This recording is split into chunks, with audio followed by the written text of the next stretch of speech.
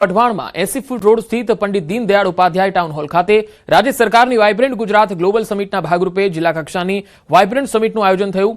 આ સમિટનું ઉદ્ઘાટન જિલ્લાના પ્રભારી મંત્રી દર્શનાબેન વાઘેલા અને નાયબ મુખ્ય દંડક જગદીશભાઈ મકવાણાએ કર્યું। સમિટમાં સ્થાનિક ઉદ્યોગકારોના વિવિધ સ્ટોલની મુલાકાત લેવામાં આવી, જેમાં હસ્તકલા, પટોળા, વીજ ઉપકરણો, પ્રાકૃતિક ઉત્પાદનો સહિતની ચીજવસ્તુઓનું પ્રદર્શિત થયું। 40થી પણ વધુ ઉદ્યોગકારો સાથે ઉદ્યોગ વિકાસ અને સ્વરોજગારીની નવી તકો અંગે પણ ચર્ચા કરવામાં આવી। અને આજે સુરેન્દ્રનગરમાં યોજાયેલો આ વાઇબ્રેટનો જે કાર્યક્રમ છે ખૂબ જ મોટો, એમાં મને એક સ્ટોલનો લાભ મળ્યો છે। તો હું આ સ્ટોલ અને આ કાર્યક્રમ થકી હું એવું કહેવા માંગુ છું કે અમે ઘણા વર્ષોથી મહેનત કરીએ છીએ અને મહેનત કરતા કરતા અહીંયા પહોંચ્યા છીએ। તો માત્ર પાટણ પટોળા જ કેમ, આજે અમારા પટોળાનો પણ વેગ આપ્યો છે અને અમારા પટોળાને પણ નામ મળ્યું છે કે રાજકોટી પટોળું આર્ટ। ગુજરાત વાઇબ્રન્ટને અમને જે સપોર્ટ કરેલો છે કે નાના નાના ઉદ્યોગ હોય બી કોઈ બી છે, એમાં ડીએસસી માંથી બી સપોર્ટ આવેલો છે ને અહીં 30 થી વધારે સ્ટોલ છે જે અહીંયા બધાએ વિઝિટ કરવા માટે આવે, એમને સારી વસ્તુ જોવા મળી રહે। એક જ લોકેશન ઉપર જે મેન્યુફેક્ચરિંગ યુનિટ વાળા છે, જે નાના મોટા ઉદ્યોગ કરવા વાળા છે, એને સારો એવો સપોર્ટ મળે છે। આ જે વાઇબ્રન્ટ સમિટની શરૂઆત 2003માં એ વખતના મુખ્યમંત્રી અને આજના વડાપ્રધાન નરેન્દ્રભાઈ મોદી સાહેબે કરી હતી। ત્યારબાદ એ દર વર્ષે એ સિસ્ટમથી ચાલુ થવા લાગી, પરંતુ હું આ તબક્કે જરૂર કહીશ કે અમારા મુખ્યમંત્રી ભૂપેન્દ્રભાઈ પટેલે કે પહેલે જિલ્લા કક્ષાએ આ વાઇબ્રન્ટ સમિટ થાય એનો વિચાર અમારા મુખ્યમંત્રી ભૂપેન્દ્રભાઈ પટેલે કર્યો ને એના જ ભાગરૂપે આજે સુરેન્દ્રનગર જિલ્લામાં વાઇબ્રન્ટ સમિટ થઈ છે। થી બારિયાને જોડતા સ્ટેટ હાઈવે 62 પર ખાડાઓના કારણે ચિલરવાટના ગ્રામજનો પરેશાન છે। રોષે ભરાયેલા ગ્રામજનો વિરોધ નોંધાવી રહ્યા છે। ગ્રામજનો ચિલરવાટ ગામે રસ્તા પર ઝાડ નાખીને વિરોધ કરી રહ્યા છે। આ વિરોધની વચ્ચે ગ્રામજનોએ 108ને રસ્તો કરી આપી અને માનવતા પણ મહેકાવી, જે બાદ છોટાઉદેપુરની સ્થાનિક પોલીસ દ્વારા ગ્રામજનોને સમજાવી રસ્તો ખુલ્લો કરાવવામાં આવ્યો। જોકે ગ્રામજનો વહેલી તકે ખાડાઓ પૂરવા કે નવો રસ્તો બનાવવા માંગ કરી રહ્યા છે, કારણ કે દરરોજ અહીં ખાડાના કારણે અકસ્માત થઈ રહ્યા છે। આ ખાડા પડ્યા છે એ બુરવાના છે, પછી આ 3-4 જણા મરી ગયા છે, એનું આહેલું તમે દેખ્યું જ છે અહીંયા, કેમ કે આ બધું કરી ગયા છે। 2 જણ મરી ગયા છે અહીંયા અને બીજા બાકીના એમને લઈ ગયા છે દવાખાને। હવે તો રાતે પેલી ગાડીની પલટી ખાધી, આખી 200-500 થેલીની ભરેલી ગાડી પલટી ખાધી, તારે રપડ્યા અમે પછી અહીંયા એ પછી પડી એ ખાડામાંથી ડિલિવરી વાળી બૈરી પડી હતી, તે બૈરું છોકરું બહાર નીકળ્યું છે અને બૈરી બચી કે હા વડોદરા લઈ ગયા છે એને।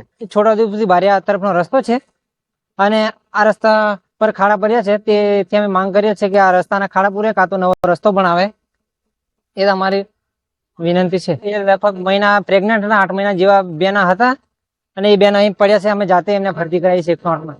અમારી માંગ એ છે કે આ રસ્તો જેથી કરીને નવો બનાવે કાં તો ખાડા પૂરે, એ અમારે પૂરી આલવાની અમારી માંગ છે અને મને ફેંકી દીધેલો। આ ખાડાથી બહેનો આવે પેલા બાઇક પર આવે એટલે ફેંકાઈ જાય છે, ફેંકાઈ જાય એટલે સીધી પડે એટલે સીધું 108ને બોલાવીને અમારે પાછું સારવાર કરવા મોકલવાનું। આવું નાનો બાળક વાળા બચારા પડી જાય છે એમ। બોટાદના સાળંગપુર હનુમાન મંદિર ગ્રાઉન્ડમાં સશક્ત નારી મેળાનું આયોજન કરાયું। આ મેળામાં જિલ્લામાંથી 50થી વધુ સશક્ત મહિલાઓએ ભાગ લીધો, જેમાં સખી મંડળ તેમજ પ્રાકૃતિક ખેતી સહિત અલગ અલગ હાથ બનાવટની ચીજ વસ્તુઓના સ્ટોલ બનાવ્યા। આ મેળાને જિલ્લા પ્રભારી મંત્રી રીવાબા જાડેજા દ્વારા પ્રારંભ કરાવાયો, જે બાદ તેમણે વિવિધ સ્ટોલની મુલાકાત અને ખરીદી પણ કરી। લોકોને મેળામાં આવી અને ખરીદી કરવા અપીલ પણ કરી। મહિલાઓને ફાયદો ચોક્કસ થાય, પણ મહિલાએ થોડીક જાગવું જોઈએ, મહેનત કરવી પડે। અને સરકારના બધા અભિપ્રાયો છે બધા બહુ સારા છે કે જે અમને પ્લેટફોર્મ આપે છે અને ત્યાર પછી જે મહિલાનો વિકાસ થાય કે જેનામાં જે આવડત છે સૂક્ષ્મ રીતે પડી હોય છે, અને આવા કાર્યથી જેની એકબીજાની જોઈ અને નારી જાગૃતિનો આ એક પ્રસાર કહેવાય। તો અમારે આમાં સ્ટોલ છે અને એમાં અમારે મધનો સ્ટોલ છે, એટલે અમારે પોતાનું ગીરમાં મધુછેર કેન્દ્ર છે। તો અમે બધી બહેનો મળી અને મધુછેર કરીએ છીએ, પેટી મૂકેલી છે અને તેમાંથી મધનું ઉત્પાદન જે થાય છે એ આવી રીતે મેળા અને બધા હોય છે એમાં અમે વેચાણ કરીએ છીએ. જો અમારી એક લેડીઝ ઘણી વખત એક મહિલાઓ લાખ રૂપિયાનું એક દિવસનું લખપતિ દીદી બની ગઈ છે, લાખ રૂપિયાનું સેલિંગ કરે છે. તો એ સામાન્ય જોબ કરતી હોય અથવા તો ઘરે બેસીને નાનું મોટું કામ કરતું હોય તો એ વસ્તુ શક્ય જ નથી. લઘુ અને કુટીર ઉદ્યોગ સાથે સંકળાયેલા છે અને ઘરઘરાઉ જે પ્રોડક્શન પોતાનું કરે છે, જે આપણી આગવી હસ્તકલા હોય કે આપણો આગવો વારસો હોય, આપણી સંસ્કૃતિ હોય એને અને કલાને સાચવવાનું કામ કરતા આ બહેનોને એક પ્લેટફોર્મ આપવાનું કામ જ્યારે ગુજરાત સરકારના આદરણીય મુખ્યમંત્રી શ્રી ભૂપેન્દ્રભાઈ પટેલ સાહેબના નેજા હેઠળ થઈ રહી હોય ત્યારે આ મેળા સમગ્ર ગુજરાતમાં ક્યાંક ને ક્યાંક અત્યારે ચાલી રહ્યા છે. ત્યારે હું ખૂબ હૃદયપૂર્વકના અભિનંદન આજરોજ આ તમામ બહેનોને આપું છું અને સાથે સાથે નગરજનોને નમ્ર અપીલ પણ કરું છું કે વધુમાં વધુ લોકો આ સ્વદેશી મેળાની મુલાકાત લે. પંચમહાલ જિલ્લાના સુપ્રસિદ્ધ યાત્રાધામ શક્તિપીઠ પાવાગઢ ખાતે ઐતિહાસિક મહત્વ ધરાવતી પરિક્રમા યાત્રાનો પ્રારંભ થયો. 44 કિલોમીટરની આ પવિત્ર પરિક્રમા યાત્રાનો વાઘેશ્વરી માતાના મંદિરથી પ્રારંભ કરાવવામાં આવ્યો. આ પદયાત્રામાં પદાધિકારીઓ, સ્થાનિક અગ્રણી સહિત ગુજરાતભરમાંથી હજારો શ્રદ્ધાળુઓ પણ જોડાયા. પાવાગઢના રાજવીઓના સમયથી ચાલી આવતી આ પરંપરાગત યાત્રા વિવિધ ધાર્મિક સ્થાનો પરથી થઈ અને પાવાગઢ ડુંગર પર સ્થિત નિજ મંદિર ખાતે સંપન્ન થશે. આ વખતે પણ આ સતત 10મી પાવાગઢ પરિક્રમા યાત્રાનું આયોજન જે કર્યું છે એમાં ખૂબ મોટી સંખ્યામાં સૌ યાત્રાળુઓએ લાભ લીધો છે. આ તબક્કે માતાજીને પ્રાર્થના કરીએ કે હે માં, આપના આશીર્વાદ વર્ષોથી સૌની ઉપર છે, એવા જ આશીર્વાદ આગામી વર્ષોમાં પણ સૌની ઉપર રહે. આજથી 10 વર્ષ પૂર્વે આ પરિક્રમાને શરૂ કરવામાં આવીને આજે 10મો ચરણ છે. આ પરિક્રમાનું ધાર્મિક મહત્વ એટલું છે કે જેમાં 5 શિવાલયો, 2 ભૈરવ મંદિર અને એની સાથે સાથે 3.5 સિદ્ધ એટલે કે મહાકાળી માતા, ભદ્રકાળી માતા અને કોટકાળી માતા અને અડધું જે સિદ્ધ છે એ મેળી મદારનું મંદિર, એ 3 સિદ્ધનું ફળ પ્રાપ્તિ છે એ પરિક્રમાર્થીને મળે છે. આધ્યાત્મિક એનર્જી એટલી જોરદાર છે ને કે અમે સવારથી નીકળીએ, સાંજે બિલકુલ આરામ કર્યા વગર એકદમ અમે કમ્પ્લીટ પૂરી કરીએ છીએ અને જે એનર્જી લાગે માની બહુ જોરદાર કૃપા છે. અમારે જ્યારે 2022માં અમે આવતા હતા ને તો અમારી ગાડીનો આખી ગાડી ડિવાઈડર ઉપર ચડી ગઈ, જોરદાર એક્સિડન્ટ થયો હતો. એટલે અમને એમ ખબર અમારી પરિક્રમા થાય નહીં, પણ તો પણ અમે એવી પરિસ્થિતિમાં પણ પરિક્રમા માતાજીએ અમને કંઈક એ મતલબ પ્રેરણા આપી અને અમે પરિક્રમા પૂર્ણ કરી હતી. અને રસ્તામાં પણ જે વસ્તુઓ અમને મળી તેનો થોડો પ્રસાદી લઈ અને આ એક પાવન જગ્યા પર અમે આવ્યા છે. અમને ખરેખર બહુ જ અનુભૂતિ થઈ છે અને દિલથી એટલો બધો આનંદ થયો છે કે હવે ગમે તેવું બી કામ હોય ને તો મૂકીને પણ અમે આ પરિક્રમા કરવા આવીશું. મારી ઉંમર 80 વર્ષની છે અને હું આજે જ્યારની ચાલુ થઈ છે આ 10મું વર્ષ માર થાય છે, બરાબર. અને મને માતાજીએ કશું નખમે રોગ નહીં અને તું 20 વર્ષ સુધી હું આવવાનો છું. કોંગ્રેસના રાજ્યસભાના સાંસદ રાજીવ શુક્લા અમદાવાદની મુલાકાતે પહોંચ્યા. નેશનલ હેરાલ્ડ કેસ અને મનરેગા મુદ્દે ભાજપ પર પ્રહાર કર્યા. નિવેદન આપ્યું કે નેશનલ હેરાલ્ડ કેસમાં 50 કલાક રાહુલ ગાંધી અને સોનિયા ગાંધીની પૂછપરછ કરાવી, જો કે કેસમાં કંઈ હતું જ નહીં. આખા દેશમાં જુઠ્ઠાણું ફેલાવ્યું અને દુષ્પ્રચાર કર્યો. મનરેગાનું અચાનક બિલ પાસ કરાવી ગાંધીજીનું નામ જ હટાવી દીધું. તો કોંગ્રેસ પ્રદેશ પ્રમુખ અમિત ચાવડાએ પણ મનરેગા મુદ્દે પ્રહાર કર્યા. और ये कर लिया और बीएमएलए लगाया, ईडी से 50-50 घंटे पूछताछ कराई राहुल जी की, सोनिया जी की, है तमाम धरना प्रदर्शन सारे कांग्रेस के लोगों ने किया, बहुत बदनामी की, जबकि केस कुछ था ही नहीं. जो सेक्शन 8A की कंपनी होती है, आप लोग जानते हैं, चैरिटेबल कंपनी, ना कोई रुपया उससे निकाल सकता है, ना कोई उससे कोई फायदा ले सकता, ना कोई डायरेक्टर तनख्वाह ले सकता, एक पैसा नहीं ले सकता. सबको पता है कि बड़ा स्पष्ट है. लेकिन उन्होंने झूठ इतना भराया पूरे देश में कि हेरल्ड के अपराधी और फलाना ढिकाना और जमानत पे हैं, ये वो भयानक दुष्प्रचार. तो दुष्प्रचार की इंतहा उन्होंने कर दी थी.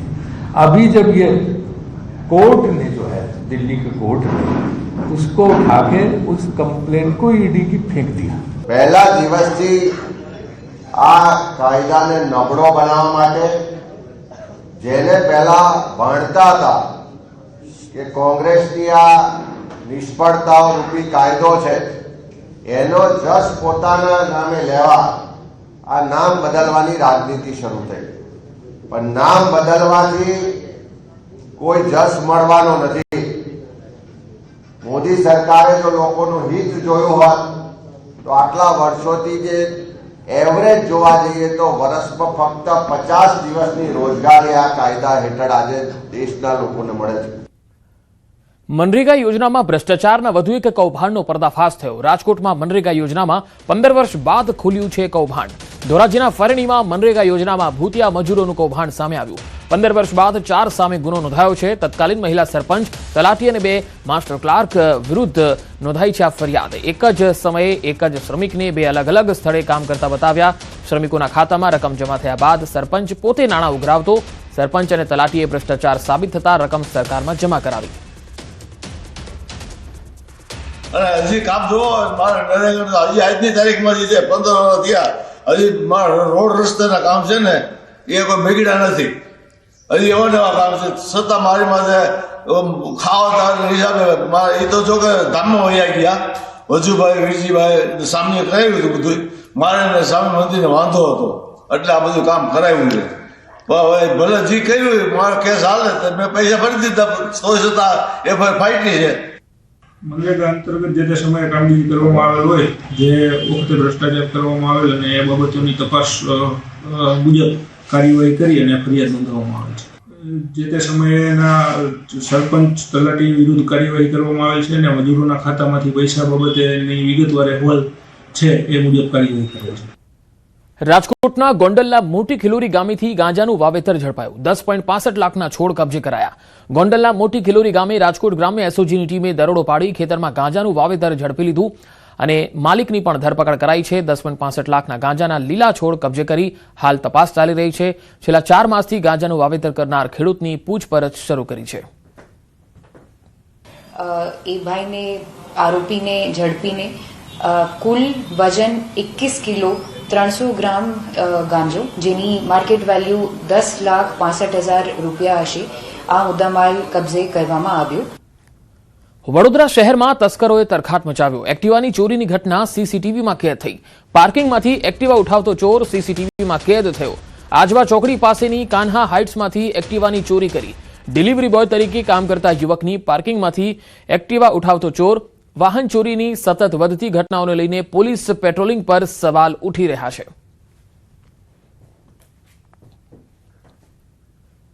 રાજકોટમાં સમરસ બોયઝ હોસ્ટેલ ફરીથી વિવાદમાં આવી. હલકી ગુણવત્તાના ભોજનનો આરોપ લાગ્યો છે. શાકમાં જીવાત અને રબર જેવી રોટલી, પાણી જેવી છાશ મળતી હોવાના આરોપ લાગી રહ્યા છે. રાજકોટના સરકારી કુમાર છાત્રાલયના 1000 વિદ્યાર્થીઓ અહીંયા હોસ્ટેલમાં રહે છે. હલકી ગુણવત્તાના ભોજનથી વિદ્યાર્થીઓ પરેશાન છે. આ અંગે તંત્રને પણ રજૂઆત કરી છે, છતાં તંત્ર સમસ્યા સાંભળતું નથી, જેથી સોશિયલ મીડિયા એક્સ પર પેજ બનાવ્યું છે અને તેના પર બળાપો ઠાલવી રહ્યા છે. સાવ સ્વાદહીન હોય છે અને મોટા ભાગે છે એ કંઈક ને કંઈક એમાંથી નીકળતું હોય છે, જેમાં કીડા મકોડા હોય છે, ઈયળો છે, એવું વારંવાર આવો બનાવો બને છે. અને ભોજન છે સાવ સ્વાદહીન. રોટલી હોય છે તો રોટલીને આપણે તાણીએ તો એ રબર જેવી હોય છે, તણાય છે, તૂટવાની જગ્યાએ તણાય છે. રોટલી તૂટતી નથી આપણે તોડવા જઈએ તો એવી હલકી કક્ષાની રોટલી જોવા મળે છે. વિદ્યાર્થીઓ દ્વારા અહીંના સમાજ કલ્યાણ અધિકારીથી લઈ આ જિલ્લાના નાયબ નિયામક અને મુખ્ય કારોબારી અધિકારી જે સમરસ સોસાયટીના છે ત્યાંથી લઈને મુખ્યમંત્રી કાર્યાલય સુધીની રજૂઆતો કરેલી છે, પણ અમારા જે સમસ્યાઓ છે એનું નિવારણ કાયમી ધોરણે અત્યાર સુધી આવ્યું નથી. અને સમસ્યાઓ જે છે એ એટલા ધોરણે સાંભળવામાં આવતા નથી અને એનું સોલ્યુશન કરવા માટે કોઈ હાર્ડ એક્શન લેવામાં આવતા નથી. પોરબંદરમાં ટ્રાફિકને અડચણરૂપ રેંકડી કેબિનો હટાવો અભિયાનનો આજે 3જો દિવસ. શહેરના નગીના મસ્જિદ નજીક પીઆઈ ચૌધરી અને ધંધારથી આમને સામને. મુખ્ય બજારમાં દુકાનો નજીક ફૂટપાથ પર પડેલો સામાન પણ જપ્ત કરાયો. 3 દિવસમાં 35 જેટલી રેકડી કેબિન સહિતનો સામાન જપ્ત કરાયો. શહેરમાં ટ્રાફિકને અડચણરૂપ લારી ધારકો અને ધંધાર્થીઓ વિરુદ્ધ પોરબંદર મનપા અને પોલીસની આક્રમક કામગીરી જોવા મળી. કે મારો માલ અહીંથી ઉપાડવામાં આવ્યો ને અમે બેને ઉપાડવા ગયા તો અમને ઉપાડવા ના દીધું ને બાજુવાળાને ઉપાડવા દીધું. આ નગરપાલિકા વાળા ઉપાડવા માંડ્યા, અમે પૂગી ગયા 2 જણા ઉપાડવા ગયા તો એવું જ થયું ને સાહેબ. ભેદભાવ જ કહેવાય ને જાતનું. મારી ગણ કઈ અમારો માલ છે મૂંગા ભાવનો લીધેલો. છેલ્લા 2 દિવસથી ત્યાં લારી ગલ્લા રેકડીઓ હટાવવાની કામગીરી શરૂ થઈ છે. SVP road, MG road, Sudama Mandir, Bangdi બજાર, ત્યાંથી જે નડતરરૂપ હતી જાહેર રસ્તા ઉપર અને અવર જવરમાં એમની રેકડીઓ હટાવી દીધી છે. નિયત જગ્યાઓ ફાળવેલી હોય તે જગ્યાએ એમને ત્યાં ધંધો કરવાનો રહેતો હોય છે અને જો ત્યાં જગ્યા ઉપર ના ઊભા રહે તો કાયદેસરની નિયમો મુજબની કાર્યવાહી કરવાની થાય છે. રાજ્યમાં દબાણ હટાવો ઝુંબેશ ચાલી રહી છે, જે અંતર્ગત ઘણા શહેરોમાં સરકારી જમીન પરથી દબાણ હટાવવાની કામગીરી કરવામાં આવી રહી છે. ત્યારે રાજકોટમાં દબાણ હટાવો ઝુંબેશ હેઠળ કાર્યવાહી શરૂ થઈ છે. જંગલેશ્વર વિસ્તારમાં સતત 2 દિવસથી તંત્ર દ્વારા મકાન ધારકોને નોટિસ આપવામાં આવી રહી છે. અંદાજે કુલ 900 મકાન ધારકોને નોટિસ ફટકારવામાં આવી છે. જો મકાન માલિક અંગેના પુરાવા રજૂ નહીં કરી શકે તો આગામી દિવસોમાં કાયદાકીય કાર્યવાહી થઈ શકે છે. બીજી તરફ સ્થાનિકો વૈકલ્પિક વ્યવસ્થા કરી આપવામાં આવે તો મકાન ખાલી કરવાની વાત કરી રહ્યા છે. અહીં રહી છે મેં 30-40 વર્ષથી. અત્યારે નોટિસ આપવામાં આવ્યા છે. લોકો શું કરવાનું છે એ હવે જાણે આગળ વિચાર કરશે. લોકો કેદી મુદત આપે, શું છે શું નહીં, અને કઈ બાબતનું છે, કોટા બોટા આ લોકો દેવાના છે કે નથી દેવાના, આ લોકો નિર્ણય. નહીં, હું ભાડે લઉં છું. આ લોકો માટે ક્વાર્ટર માંગવામાં આવશે. એમને કે ગ્રહણાકનું ક્વાર્ટર આપી દે એટલે હા વ્યવસ્થા આપને આપે એટલે અમે ખાલી કરો, મંજૂર છે અમને. રાજકોટ શહેરમાં આગામી દિવસોમાં મોટું ડિમોલેશન થઈ શકે છે. રાજકોટ શહેરના જંગલેશ્વર વિસ્તારમાં જે છે એ ડિમોલેશનની કામગીરી જે છે હાથ ધરવામાં આવી શકે છે. અત્યારે જે મકાન માલિકો હોય છે તેમને નોટિસ ફટકારવાની કામગીરી છે તે ચાલી રહી છે. રાજકોટ શહેરમાં ગઈકાલે પણ 500 જેટલા મકાનો છે તેમને નોટિસ આપવામાં આવી હતી. આજે પણ 400 જેટલા મકાનોને જે છે આવતા દિવસોમાં નોટિસ આપવામાં આવી શકે છે. રાજકોટ શહેરનો આ જંગલેશ્વર વિસ્તાર છે કે અહીંયા જે છે એ અનેક ગેરકાયદેસર બાંધકામો પણ આવેલા છે અને આ બાંધકામો સરકારી જમીન ઉપર ખડકાયેલા બાંધકામોને જે છે દૂર કરવામાં આવી શકશે. અત્યારે અલગ અલગ 10 કરતાં પણ વધુ ટીમો જે છે અત્યારે કાર્યરત છે અને જંગલેશ્વર જે વિસ્તાર છે તેમના અલગ અલગ સોસાયટીઓમાં જે અત્યારે નોટિસ આપવાની કામગીરી પણ હાથ ધરવામાં આવી રહી છે. ખાસ કરીને જે રીતના અત્યારે અહીંયા ચુસ્ત પોલીસ બંદોબસ્ત પણ ગોઠવી દેવામાં આવ્યો છે. પોલીસ બંદોબસ્ત સાથે જે છે સમગ્ર જે નોટિસ આપવાની કામગીરી હાથ ધરવામાં આવી રહી છે. નોટિસમાં પણ સ્પષ્ટ રીતે લખ્યું છે કે જે કોઈ મકાન હોય તેમને જે છે એ મકાન માલિકોએ યોગ્ય આધાર પુરાવા રજૂ કરવાના રહેશે અને જે નહીં કરી શકે, જે પણ ગેરકાયદેસર બાંધકામ હશે તેમને દૂર કરવામાં આવશે. કહી શકાય કે જે છે છેલ્લા 2 દિવસમાં જે 1000 જેટલા મકાનોને જે નોટિસ આપવામાં આવી રહી છે. આવતા દિવસોમાં પણ જે છે આ કામગીરી હાથ ધરવામાં આવી રહી છે. અત્યારે પોલીસના ચુસ્ત બંદોબસ્ત વચ્ચે આ સમગ્ર કામગીરી છે તે રાજકોટ શહેરના જંગલેશ્વર વિસ્તારમાં જે હાથ ધરવામાં આવી રહી છે. ખાસ કરીને રાજકોટના જંગલેશ્વર વિસ્તારમાં અગાઉ અનેક ગુનાખોરી પ્રવૃત્તિઓ પણ સામે આવી ચૂકી છે. અત્યારે હવે જે છે એ જે તંત્ર પણ જે એલર્ટ થયું છે અને આવા જે મકાન માલિકો હોય અથવા તો જેમને ગેરકાયદેસર મકાનો જે હોય સરકારી જમીનો પર જે પણ દબાણ હોય ત્યાં આગામી દિવસોમાં જે મેગા ડિમોલેશન પણ થઈ શકે છે. હાર્દિક જોશી, ન્યૂઝ 18 ગુજરાતી, રાજકોટ. ગઈકાલે 500 જેટલા મકાનોને નોટિસ આપવામાં આવી. આજે લગભગ 400 જેટલા બાકી છે તેઓને નોટિસ આપવામાં આવશે. ટીપી સ્કીમ નંબર 6 એના ફાઇનલ પ્લોટ નંબર 133, 136, 137 અને 159 જે સરકાર હસ્તક ફાળવેલા છે તેમાં કલમ 61 નીચે નોટિસ આપવાની કામગીરી ચાલુ છે. 10 ટીમ દ્વારા કામગીરી હાથ ધરવામાં આવેલ છે. વડોદરા શહેરના સમા વિસ્તારમાં આવેલ ગાર્ડનને લોકો ગુમનામ કહી સંબોધે છે. તેની પાછળનું કારણ છે કે આ ગાર્ડનને બન્યાને 1 વર્ષ જેટલો સમય વીતવા છતાં તેનું નામકરણ કરાયું નથી. વડોદરા કોર્પોરેશનના શાસકો વચ્ચે આંતરિક જૂથવાદ અને વિખવાદ ચરમસીમાએ છે એવું લાગે. આ ગાર્ડનને લઈને સવાલ કરાતા સત્તાધીશો કોઈપણ પ્રકારનો જવાબ આપતા નથી. સત્તાધીશો ગાર્ડનનું નામ પણ આપી નહીં શકતા તે શહેરનો વિકાસ કેવી રીતે કરશે એ પણ સવાલ છે. આ લોકો કહી રહ્યા છે કે આ ગુમનામ ગાર્ડનને કોઈ નામ આપો તો સારું. જાહેર કરે કે ભાઈ આનું નામ છે આ બગીચાનું, જેમ કે કમાટી બાગ છે તો એનું નામ છે સયાજીરાવ બાગ, તો એનું નામ બી કંઈક રાખવું જોઈએ. કોઈ નેતા હોય કે કોઈ પૂરા એ હોય જેના બી નામે પણ એક નામ આને હોવું જોઈએ. અને નામ વગર અત્યારે બધું નકામું છે. નામ તો કોઈ પણ હોવું જ જોઈએ ને.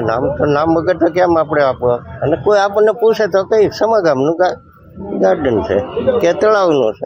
આ બગીચો પહેલેથી જ વિવાદાસ્પદ છે અને હાલમાં 1-1.5 વર્ષથી આ બગીચામાં સારી વ્યવસ્થાઓ કરવામાં આવી છે, લોકો આવી રહ્યા છે, પરંતુ આ બગીચાને કોઈ નામકરણ કરવામાં નથી આવ્યું. એટલે નામ ના હોય તો ગુમનામ બગીચો આપણે કહી શકીએ.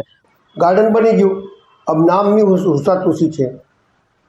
ઓપનિંગ થઈ ગયું હોય તો નામકરણ કરવામાં કેટલી વાર લાગે છે, પણ સવાલ વડોદરા શહેરના નગરજનોને હિતમાં કામ કરવાનું હોય, નગરજનોના હિતમાં નામ મૂકવાનું હોય.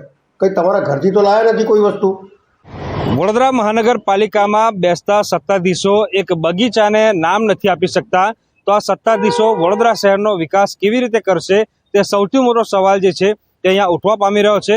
અત્યારે ન્યૂઝ 18 ટીમ સમા વિસ્તારમાં આવી છે અને સમા વિસ્તારમાં અમે એવા એક બગીચા પાસે છે કે બગીચાનું નામ જે છે તે ગુમનામ ગાર્ડન તરીકે પ્રચલિત થઈ ગયું છે અને દ્રશ્યોમાં પણ જોઈ શકાય છે કે 1 વર્ષ ઉપરનો સમય વીતી ગયો, પાલિકાએ બગીચો બનાવી દીધો, પરંતુ આ જે બગીચો છે તેને નામ આપવામાં આવ્યું નથી.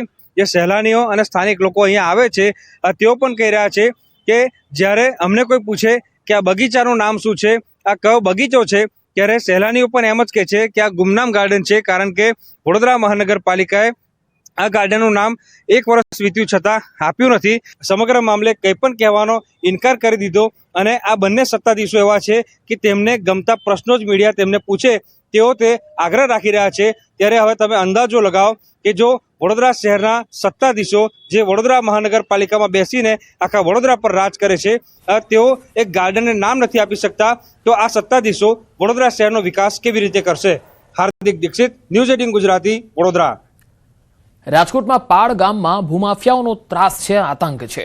કિંમતી જમીનમાં ભૂમાફિયાઓના કબજાનો પ્રયાસ, જમીન પર ગેરકાયદેસર કબજાનો પ્રયાસ કરાયો, ગેરકાયદેસર પ્રવેશ કરી એક વ્યક્તિને માર મરાયો. હુમલાખોરો સીસીટીવીમાં પણ કેદ થયા છે. આ હુમલાખોરોએ સીસીટીવી તોડી નાખવાનો પ્રયાસ કર્યો.